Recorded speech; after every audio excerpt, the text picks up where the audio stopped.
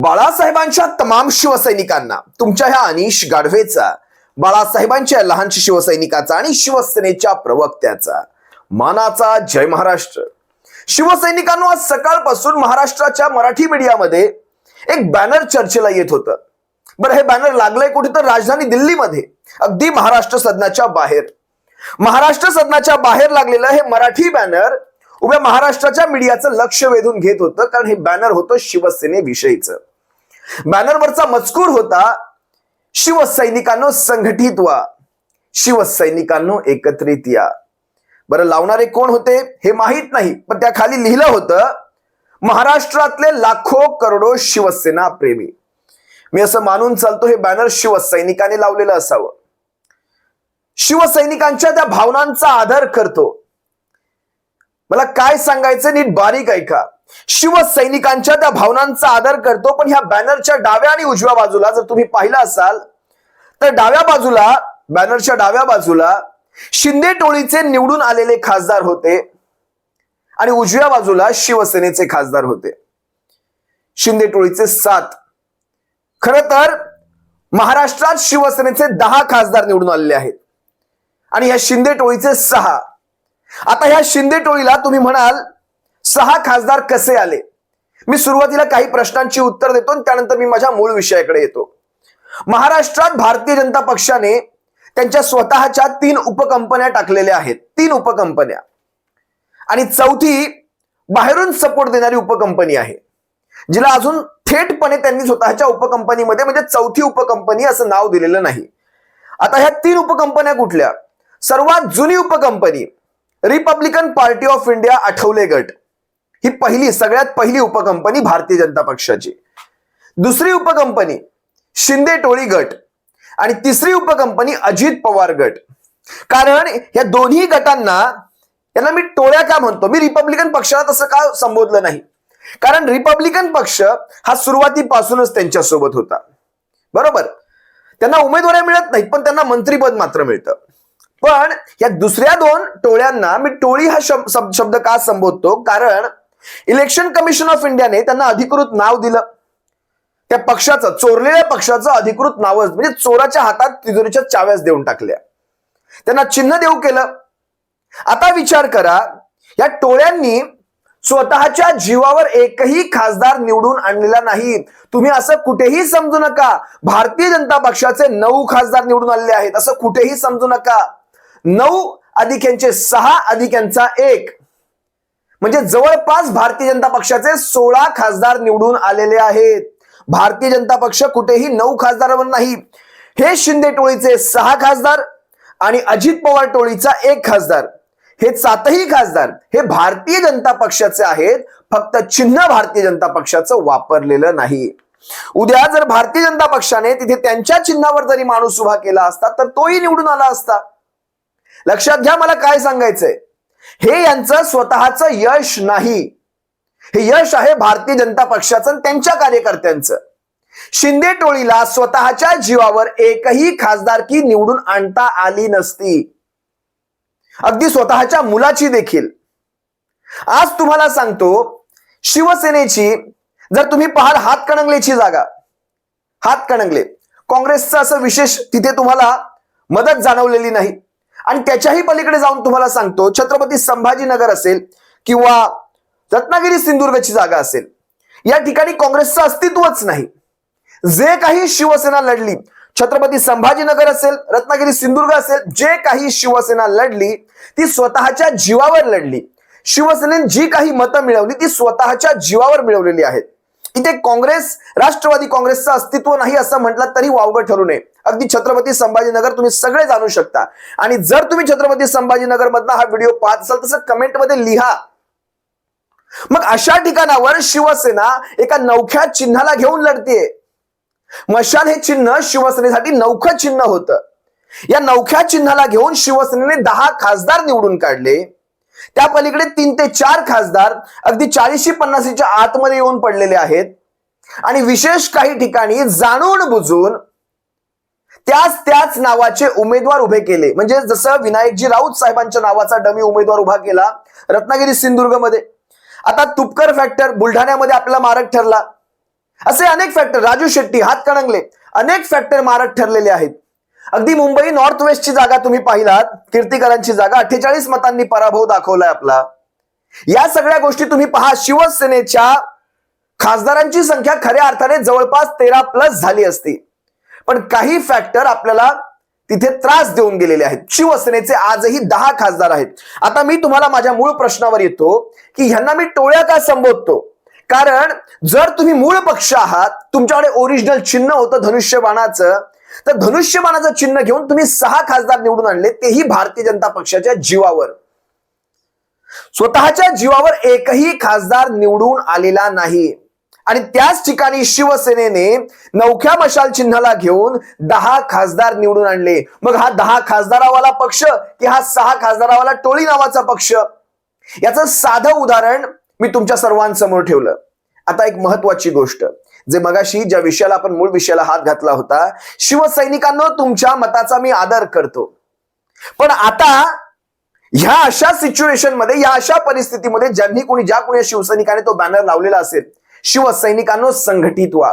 शिवसैनिक संघटित आजही आहे. शिवसैनिक आजही संघटित आहे, एकत्रित आहे. पण आज तुमच्या मनात जर कशा काही विचार येत असतील की ह्या गद्दारांना पुन्हा मायगृही घ्यावं, तर गद्दारांच्या पेकाटात लाथ मिळेल, एवढंच मात्र सांगतो. हे गद्दार भले निवडून आले असतील, हे 6 टाळके हे निवडून जरी आले असतील, त्या पेकाटात लाथ मिळेल. ह्या गद्दारांना पुन्हा थारा नाही. एक वेळ त्या अशा शिवसैनिकांना मातोश्रीवर पुन्हा प्रवेश मिळू शकेल, ज्या शिवसैनिकांना जबरदस्तीने प्रशासनाचा धाक दाखवून, त्यांच्या व्यवसायांवर घाला घालून, अशा प्रकारच्या सगळ्या प्रकारांमुळे शिवसैनिक दुरावला गेला असेल किंवा तिकडे घेऊन गेले असतील, त्या शिवसैनिकांना पुन्हा मायगृही घेतलं जाऊ शकतं. पण ह्या गद्दारांना नाही, जे पदासाठी, आमदारक्या, खासदारक्या किंवा मोहापायी गेलेले, ह्या गद्दारांना पुन्हा स्थान नाही. कारण गद्दाराच्या मनात ती बेवफाई आली म्हणजे हा गद्दार कधीही तुमचा परत होऊच शकत नाही. अरे माझी शिवसेना, तिला पुन्हा जागेवर यायला 10, 15, 20 वर्ष जाऊ दे, काही फरक पडत नाही. माझी शिवसेना आज ना उद्या जागेवर येईल, पुन्हा शिवसेना ते रौद्र रूप पुन्हा मिळेल. आज 10 खासदार जनतेने, मायबाप जनतेने निवडून दिलेले आहेत. 10 खासदार मायबाप जनतेने निवडून दिलेले आहेत. त्या मायबाप जनतेने काहीतरी विचार करून ते खासदार निवडून दिलेले आहेत. ह्या गद्दारांना पुन्हा स्थान नाही. आणि ह्या सगळ्या प्रकारावर तो शिरसाट नावाचा शिंदे टोळीचा कोणी भामटा हा काय म्हणतोय पहा. याचे मी तुम्हाला काही व्हिडिओ दाखवतो. हा म्हणतोय की आम्ही कुठलंच खातं मागितलं, म्हणजे मीडियाने त्यांना छेडलं असेल, तुम्हाला कुठलं खातं दिलं नाही, ते म्हणतात आम्ही कुठलंच खातं मागितलं नाही, आमची अशी भूमिका आहे, आम्हाला जे द्याल ते द्याल. जरा एकदा हा व्हिडिओ पहा शिरसाटात. ज्या पद्धतीने कॅबिनेटचा विस्तार झाला, यामध्ये आपल्याला त्याचबरोबर अजितदादांच्या गटाला अपेक्षित असं मंत्रिपद मिळालं नसल्याचं म्हटलं जात आहे. नाही, आमच्याकडनं तर एकनाथ शिंदे साहेबांनी स्पष्टपणे सांगितलं की आमची कोणतीही डिमांड नाही. जे तुम्हाला योग्य वाटेल ते मंत्रिपद दिलं तरी, नाही दिलं तरी आम्ही तुमच्या सोबत आहोत. आमचा बिनशर्त पाठिंबा आहे. आता त्यांनी स्वतंत्र प्रभार एक खातं दिलंय, तर हे काही आम्ही मागितलेलं नव्हतंच. म्हणून जे दिलं ते ऍक्सेप्ट करणं ही आमची भूमिका होती. तुम्हाला कुठलंच खातं का दिलं नाही याचा अर्थ सांगतो तुम्हाला. कारण तुम्ही बीजेपीच्या कोट्यात आहात. मी मगाशीच सांगितलं, तुम्ही उपकंपन्या आहात, तुम्ही बीजेपीच आहात, तुम्ही भारतीय जनता पक्षच आहात. त्यामुळे भारतीय जनता पक्षाच्या कोट्यातनं आरपीआय असेल, शिंदे टोळी असेल, अजित पवार गट असेल आणि भारतीय जनता पक्षाचे स्वतःचे ओरिजिनल काही असतील, या सगळ्यांचा मिळून महाराष्ट्रातला एवढा मोठा कोटा देऊ शकत नाही. त्यामुळे तुम्ही मागूच शकत नाही. तुम्ही उपकंपन्या आहात. आणि मला एक कळत नाही, यांनी बोलता बोलता आणखी एक उदाहरण दिलं. अवजड उद्योग मंत्रीपद तुम्हाला दिलं होतं. अवजड काय दिलंय तर अवजड कॅबिनेट आहे, होय आहे. जरा बघा, हा देखील एक व्हिडिओ पहा. तुम्ही जेव्हा सत्तेत होता तुम्हाला ते कोणतं तरी अवजड खातं, जे कधीच कुणाला कळालं नाही महाराष्ट्रातल्या जनतेला. कोणत्या खात्याचा मंत्री? अवजड खात्याचा मंत्री. कॅबिनेट आहे, कॅबिनेट काय काम केलं रे? काही नाही. अवजड खातं होतं ना, वजनदार त्याला म्हणतात, वजनदार खात्याचे मंत्री. शिरसाटाला कदाचित विसर पडला असेल की तुम्ही त्याच भारतीय जनता पक्षासोबत आता आहात, ज्या भारतीय जनता पक्षाने हे अवजड खातं देऊ केलं होतं. आपण याच सगळ्या कारणांसाठी या भारतीय जनता पक्षाच्या पेकाटात लाद घातली होती. शिवसेनेकडे 18 खासदारक्या असताना, महाराष्ट्रात शिवसेनेच्या जीवावर तुमचं सरकार असताना, तुम्ही शिवसेनेला 18 खासदारांच्या पक्षाला तुम्ही अवजड उद्योग मंत्रीपद दिला होता. आणि याच सगळ्या मानापमानाच्या गोष्टींमुळेच आपण भारतीय जनता पक्षाला लात घातली होती. आपण सोडला नव्हता, असं तसं सोडला होता, लात घालून सोडला होता. ते अवजड उद्योग मंत्रीपद तुम्ही सगळे एकत्र असताना मिळालं होतं, हे लक्षात घ्या. आज त्याच भारतीय जनता पक्षाच्या मांड्यांवर जाऊन आपले बूड तुम्ही शेकवून घेत आहात. हे प्रश्न खरं तर तुम्ही स्वतःला विचारले पाहिजेत. शिरसाट, तुम्ही म्हणताय अवजड उद्योग मंत्रीपद दिलं, ही लाचारी तुम्ही विसरला असाल, पण आम्ही विसरलेलो नाही. त्यामुळे तुम्ही गद्दारी केली, तुम्हाला मोह आला होता, मोह, त्यामुळे तुम्ही गद्दारी केली. पण आम्ही ती गद्दारी करू शकत नाही बाळासाहेबांच्या विचारांशी. शिरसाट पुढे म्हणतो की तुम्ही राष्ट्रवादी काँग्रेस सोबत गेलात, सत्तेसाठी लाचारी केलीत तुम्ही. मला एक कळत नाही, काँग्रेस राष्ट्रवादी काँग्रेस म्हणजे काय? त्यांच्या पक्षातल्या खुर्च्या, टेबल फॅन, पंखे किंवा त्या भिंतीवरच्या तसबिरी म्हणजे काँग्रेस राष्ट्रवादी काँग्रेस, की त्या काँग्रेसच्या मध्ये असलेली माणसं म्हणजे काँग्रेस, त्या माणसांच्या डोक्यात असलेले विचार म्हणजे काँग्रेस? तर नक्कीच विचार किंवा माणसं म्हणजे काँग्रेस. मग आता मला सांगा, अख्खा काँग्रेस भरलेला भारतीय जनता पक्ष आहे. अगदी अलीकडची उदाहरणं, तो मिलिंद देवरा तुमच्या पक्षात येऊन खासदार झाला, अशोक चव्हाण तुमच्या पक्षात येऊन खासदार झाले. मग ही माणसं नेमकी कोण आहेत? ही काँग्रेसच. म्हणजे काँग्रेसचा विचार दिल्लीत पाठवला, तो चालला, पण शिवसेना काँग्रेस बरोबर गेली म्हणजे शिवसेना काँग्रेसवासी झाली. काँग्रेसच्या मांडीला मांडी लावून शिवसेना बसली. अरे ज्या शिवसेनेला तुमच्या या भारतीय जनता पक्षाने अशा परिस्थितीमध्ये, ज्यावेळेस बाळासाहेब आपल्यातनं निघून गेले होते, अशा परिस्थितीमध्ये मोकळं सोडलं होतं, त्यांची साथ सोडली होती. बाळासाहेब गेल्यानंतर 2012 साली बाळासाहेब आपल्या सर्वातनं गेल्यानंतर आपल्या शिवसेनेला वेगळ्या निवडणुका लढाव्या लागल्या होत्या आणि त्याही काळात शिवसेनेने 63 आमदार निवडून काढले होते.